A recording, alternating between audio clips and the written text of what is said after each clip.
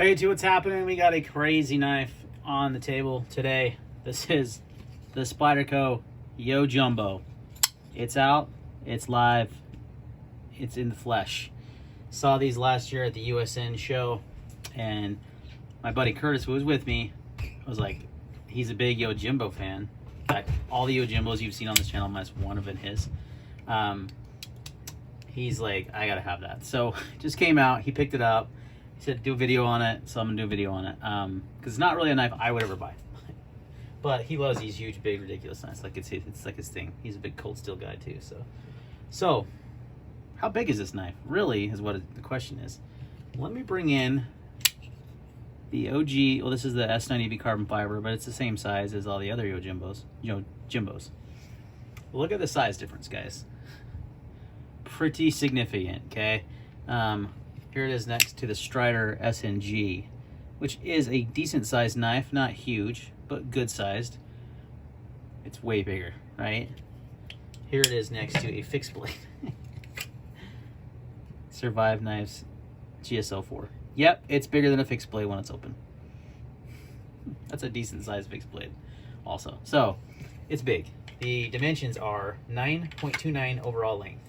Closed is 5.37 inches. Which actually isn't that bad closed. Blade thickness is 0.145, and your blade is just shy of 4 inches. So honestly, the specs don't make it seem that big, but it's a big folding knife, guys. I mean, let's be real. Let's be real. The G10 on this is much more coarse and grippy than any G10 I've ever. See if I can kind of give you a grasp of how scratchy that is. It's very, very scratchy, right? I don't have original Yojumbo. This is carbon fiber, but the original ones did not have anywhere near that. They didn't have nearly that aggressive G10. So much more aggressive G10. The weight on this guy is 5.3 ounces. It is hollow grind on this and S30B steel. So finding these in stock is gonna be kind of difficult, but if you're interested in you like big, huge knives, this is pretty sick, dude, because it's got compression lock. I mean, talk about a defensive knife. I mean, this thing is massive. Carry this sucker. Yeah, it's huge. It's kind of comical in a way to me. You know, it's definitely not practical EDC, at least for me. But he showed up today and he had it in his pocket and he's like, "You want to do a video?" And I said, "Heck yeah!" So it's price point $165. Not bad at all, considering the size of the freaking knife. It's not bad at all. One more size comparison, closed. The original Yojumbo, which is a good size EDC knife. I like the Yojumbo. It's just quite a bit bigger. So, want to do some comparisons. Want to show you guys this thing in the flesh. This one's perfectly centered. Has the typical Spyderco pocket clip. I'm trying to talk him into putting his wave mod that he has on there. That little thing. What's it called? Can't remember. I had one on my Yojumbo for a while, so he could wave this sucker out of his pocket, because that's that's some serious reach on this guy. But yeah, just the Yojumbo. It's out in the flesh. Pretty crazy. What do you guys think? Would you carry something that big?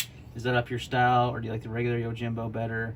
You know, it's definitely a funny knife. It's kind of cool to be able to play with knives like this and handle them and such. But in all seriousness, I would definitely not carry this. He would. So different strokes for different folks, right? That's the whole saying. It's a big knife, guys. But if you wanted to carry a defensive folder, man, that's not a bad option. It's pretty big and gives you some reach. So that's exactly what the Yojumbo was designed for.